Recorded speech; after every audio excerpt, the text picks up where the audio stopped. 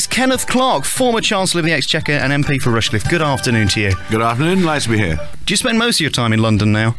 I do what I've always done as an MP, what most MPs do, which is spend Monday to Friday down there, and sometime on Friday come back to Nottingham, and in fact I'll be leaving here sometime on Monday. I think my last appointment in Nottingham is Monday lunchtime. You are kind of one on your own in Nottingham at the moment, because you're the only Conservative MP within the Nottingham area. That's right. I remember the Conservatives being reduced to only one member before. That was in 1966. And then we lost the Rushcliffe constituency. That's when I got in, because my predecessor, Martin Redmayne, got beaten. He wasn't the one that survived. And I got it back again in 1970. And I'm afraid we're right back to square one. And I find myself the only one, which is rather sad, really, as some good friends of mine lost at the last election. Does this concern you, though, that there's a possibility that if you lost the next election, we will be fully Labour? Well, that would be utterly absurd, really, because there are a lot of Conservatives in the county. And I don't think that's a real risk. I don't think we can go back from the debacle of last time. But we obviously got a long way to go to get back to where we were. We once had 8 out of the 11. And that was in 1983, I think. And obviously we've now got to set ourselves heading off back in that direction, because we certainly need to win quite a number of Nottinghamshire seats if we're to have any chance of getting back into government again. The Conservative Party at the moment don't seem to be together as they should be, and they don't seem to be doing much about it at the moment. Is this happening within the party? Well, I think the party is trying to gear up its act in opposition. The trouble is, when you have a change of power like this, particularly one with such an enormous majority, the new government has a kind of honeymoon period. The public switch off from politics for a bit, and they don't want to hear too much politics anymore. And the Conservative Party is having difficulty getting its act together. That is true. We only have one disagreement, which is we're a pretty wide range of views on the European single currency. The fact we're agreed in everything else is regarded as less newsworthy by most people who report us. Do you feel that Tony Blair's popularity is sinking already? I think the guilt's rubbing off a bit. The gilding on the government's gilding off a bit. His risk is he raised amazing expectations when he came into power, even if they were a bit vague. And I think people are going to contrast that with what he delivers eventually. At the moment, they are getting into some full-blooded rows. And it's actually quite a worrying one for Tony, because the government depends so much on his personal appeal that he's got, at the moment, all these rows going on with members of his own party. He's in battle with Ken Livingstone in London, with Dennis Canavan in Scotland, and with Rhodri Morgan in Wales. And the common factor in them all is here's this centralising Blairite tendency with apparatchiks trying to get rid of people who are rather popular and are recognisable characters. And Ken Livingstone's very popular in London. Canavan is in Scotland. Morgan is in Wales. And it is, I think, damaging this splendidly new Labour image to see that actual control freaks, to use the phrase which Labour MPs have suddenly got in the habit of using, are in control of it, and rather grey men who organise the machine are trying to get rid of all the characters. I noticed on yesterday's 6 o'clock news, Ken Livingstone was talked about as being potential for the next Prime Minister. Do you think this will happen? No, I don't at all. Ken might believe that. That's how he became head of the GLC. They got elected with a moderate leader, Mr. Mackintosh, who got booted out and became Lord Mackintosh within about 6 weeks, and we found we got an ultra-left-wing GLC. I think the left now are not very powerful inside the Labour Party, but Livingstone personally is one of the more appealing personalities. I rather like him myself, except I do wish people have a look at, see how extreme his politics are. But he's very popular in London, and I think he's going to do better than any official candidate who's put up against him.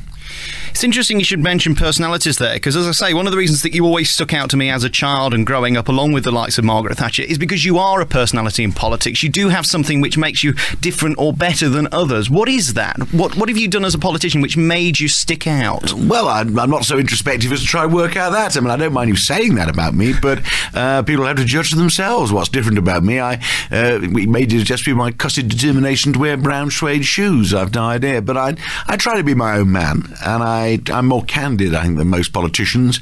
I rather deplore modern politics with the sound bites and everything being based on the focus groups and so on, and I enjoy myself, and I'm fairly outspoken, and I still enjoy politics as much as ever, and if we ever started going in for control freaks on our side of the house, I think I'd be fairly resistant to it. The whole point of going into politics is because you've got strong views on things, and I tend to give them in as clear and direct fashion as I can.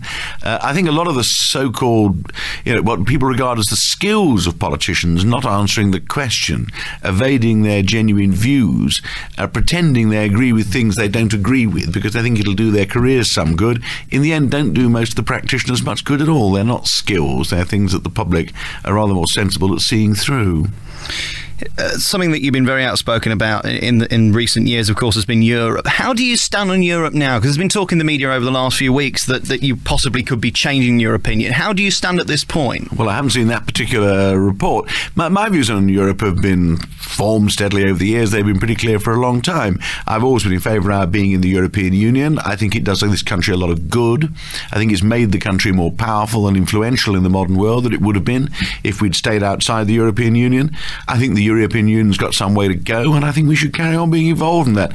The single currency, I don't think we could join at the moment, but I do think we should keep the option open, not box ourselves in, because like the bulk of the public, I think that if it succeeds on the continent, we're almost certain to join it, because you can't possibly participate in the single market with it being one of the few countries outside, with everybody taking the risk of a floating exchange rate all the time when they're trying to trade or invest. And that's roughly my view. I have to say, I personally don't read all the press anymore, so I haven't noticed which particular newspaper fondly imagines I'm changing my mind. Well, if the other countries are going in, why are we going to wait with the risk of our economy getting worse in doing so? Well, I've never said that we would go in at first, because our interest rates couldn't be brought straight down to the European level. You've got to wait till the conditions are right for it to make sense to have a base interest rate, that's one set by the Bank of England, at 3.3%, whatever it is the Europeans start with. If we move too quickly there, we get inflation. But I think we should be setting ourselves to move there fairly quickly. I think, obviously, our present interest rates are ridiculously high, unnecessarily high, ought to be brought down. I think the general economy will get more convergent with the economy with the continent quite soon, and it then is almost certain going to be advantageous for us to join. Do you think Gordon Brown at the moment is doing a good job with the economy? No, I disagree. Practically everything is done. But it's still better than it has been in recent years, isn't it? It has slowed down like mad. No, he took over an economy that was growing quite steadily. It had low inflation. He told everybody he thought we was facing an inflationary boom. Well, I don't know if anybody listened to us noticed that out there. It's the idea that conditions he took over resembled the late 1980s. Nonsense. And I disagreed with his increased tax on business, because that damages jobs. I objected very strongly to increasing tax on people's pensions. I objected very strongly to the fact he set up the Independent Bank of England in such a way that our interest rates have gone up to the highest of the developed world. And he gave us too strong a pound, which has meant that all our manufacturers have lost their order books abroad, and our farmers have been practically ruined. Now, if that isn't a good enough list of things I disagree with, I can't think what is. He hasn't taken a major decision that I've really felt he's got right. Do you not agree, though, that by giving the interest rates over to the Bank of England to sort out, the factor of politics and winning votes and things in times of election is a good thing for the economy? Well, we'd taken that out before the last election, with printing the minutes and allowing Eddie to express his views freely and having an open debate about it. I didn't set interest rates for electoral purposes. It isn't true that the reason I was refusing to put rates up before we lost office was because of politics. I could have put them out. It wouldn't have made any difference to the result at all. The reason I wouldn't put interest rates up was I said it would make the pound too strong. And without sitting here and saying I told you so, I think it's quite obvious I was right. We were speaking to the Mayor of Rushcliffe a couple of weeks ago on the programme. What are your ideas to do with Rushcliffe? Well, I like representing Rushcliffe because I come from Nottingham myself. I think I'm very much the same sort of guy as my own constituents. I feel very comfortable living there and representing the borough. The biggest issue we don't usually have an issue that sets us aside from the rest of the country that much, but we have one big local issue at the moment, which is the proposal that a huge amount of new housing should be built on a lot of the green fields in what's essentially a rural constituency once you get outside the suburban area of West Bridgford and Id Walton. And I'll be fighting that very strongly. And I think that's a big issue, because if we have development on the scale we're being told we've got to take, the character of the area will be changed very much, and I personally don't think we can afford to lose that much more greenfield in Nottinghamshire, particularly in southern Nottinghamshire, which I represent. It is a known fact, though, that we do need more houses. There are more people to buy houses and to live in them. Where can we build them then? If we don't build them in Rushcliffe, they've got to be built somewhere, haven't they? We need some new houses, and Rushcliffe was already planning to have 5,500 new houses between now and 2011, I think, is the key date. We've suddenly been told we've got to take 9,000 more on top of that. I mean, I think trying to predict how many new houses you need that far ahead is a bit daft. And the government's figures are based on the idea that so many marriages are going to break up, so many young people are going to marry late or not at all, so many people are going to live into retirement and widowhood, that practically everybody will be on their own, so you need more houses for the same population, because the population isn't going up particularly. It's just the amount of housing keeps remorselessly going on. And I think the estimate needs to be scaled down. And then I think a lot of people agree with me, not just Conservatives, that more of that housing should be put on what are called brownfield sites. More of that housing should go in areas that require regeneration, like the mining towns in the north of the county and in the city of Nottingham itself. It's ridiculous to keep putting more and more people into the villages in the southern part of the county, where they all turn into commuters and block up the roads. 2 points there, though. It's very interesting you say, to regenerate areas. That financially is a hard thing to do, because what company is going to want to build nice new houses in an area such as Gedling in the Pitt Estate there, where it's becoming a worse and worse area? It's not getting any better. To actually knock down the whole area and build them is one thing, but are you suggesting that they should be knocking down half or a quarter and building up and building up? If you're worried about the decline of an area, I don't know the particular pit area of Gedling, as it happens, but if you don't know it well enough, but if you can build extremely attractive new development in areas all over the county, and it's the places where, if you're not careful, they're going to decline, that they need it most.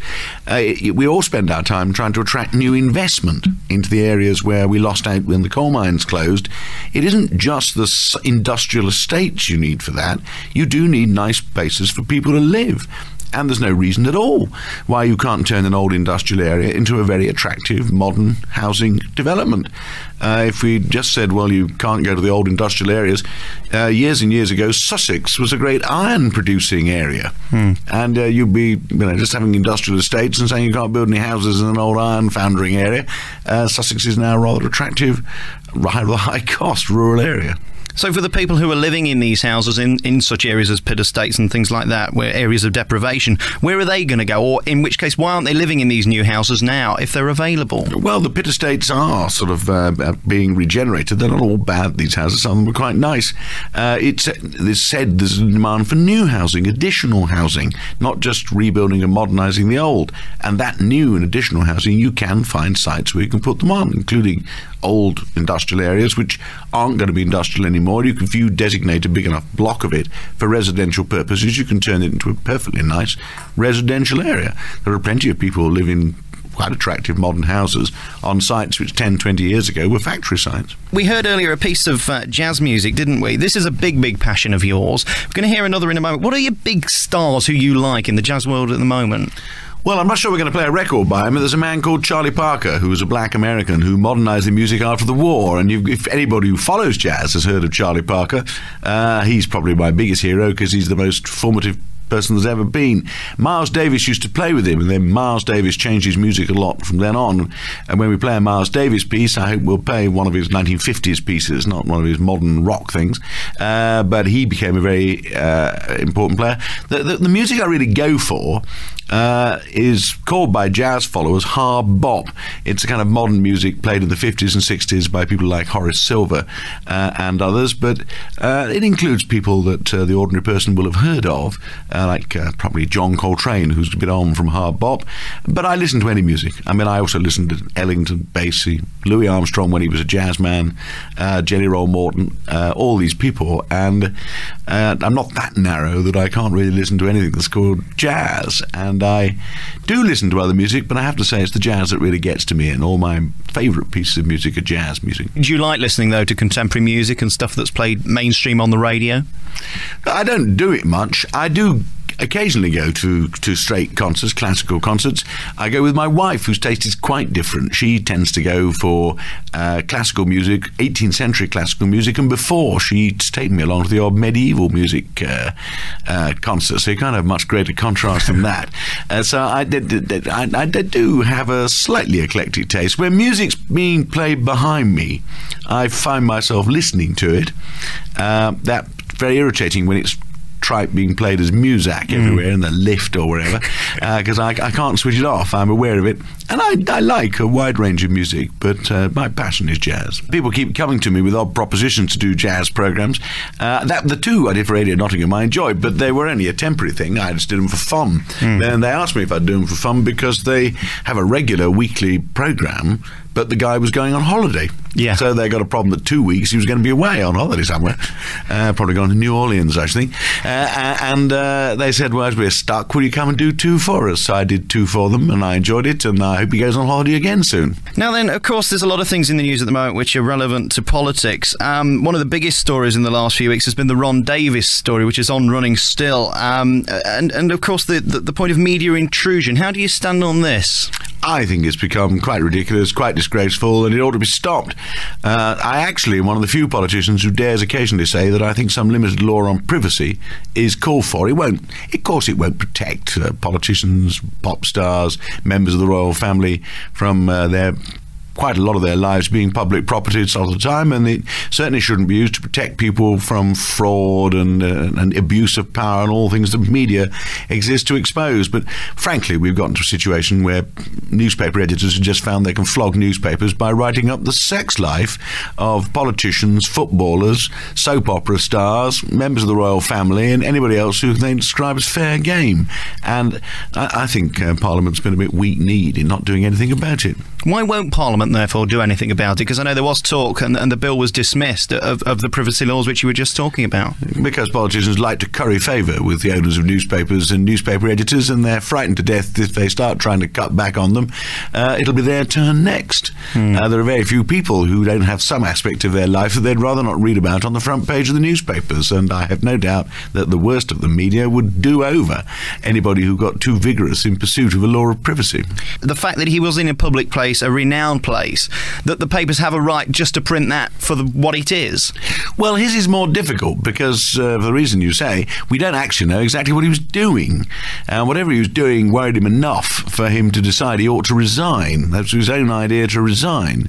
But it was obviously because he'd been a victim of crime, and it sounds as though the people who'd attacked him were going to blackmail him as well. That's what the press believe. So that's a slightly more complicated case. There's the other case of the cabinet minister who's just been outed as a gay.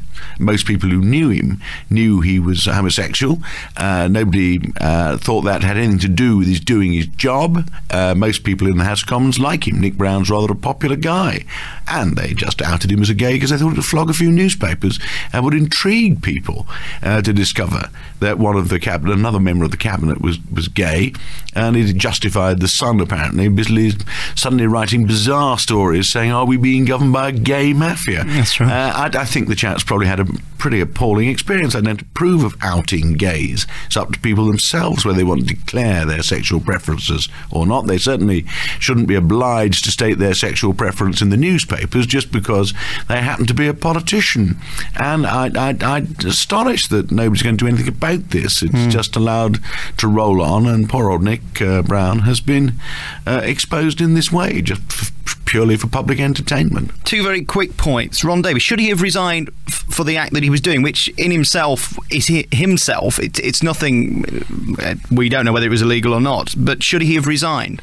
Well, we don't even, the trouble with Ron's case is we don't even know whether it was remotely like that. He obviously decided he made some serious mistake of some kind. He wanted to resign before he got blackmailed about it or anything worse happened. He obviously hoped that the media would leave it at that.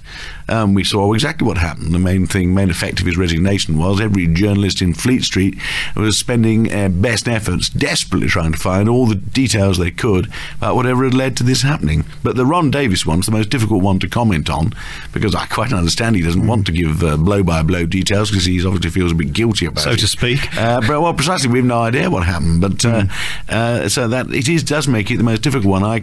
Nick Brown's the more obvious one. I can think of others in the past where people have been exposed having affairs or whatever, and frankly, I'm waiting for the politician to turn around and say, what's it got to do with you? If we found out that a politician was gay, would we not vote for him just because he's gay? Do you feel that the people are that fickle these days, or we've moved on in the 20th century? Well, we have moved on. I mean, I personally couldn't care less whether someone's gay or not. I no doubt I have gay friends. I'm not even sure which are, you know. I mean, people I know, I suspect could possibly turn out to be gay. I don't know. In some cases, I think they are, but it never bothers me very much. I think that is increasing the view of the vast majority of people. But don't let's get carried away by this. The reason the newspapers like writing up, well, of course, there's no shame in it, what's wrong with it, is because they don't want people to sue them. The first time they wrongly accuse somebody of being homosexual and he sues them, they'll say, oh, you know, but that's not damaging, that's perfectly respectable, terribly respectable, you know, people admire it. I mean, we're not going to pay you any money just because you got it wrong. And you and I live in the real world. We know, actually, homosexual people still sense, even in this liberal, tolerant world, that there are people who are not going to regard them in quite the same light if they discover they're homosexual.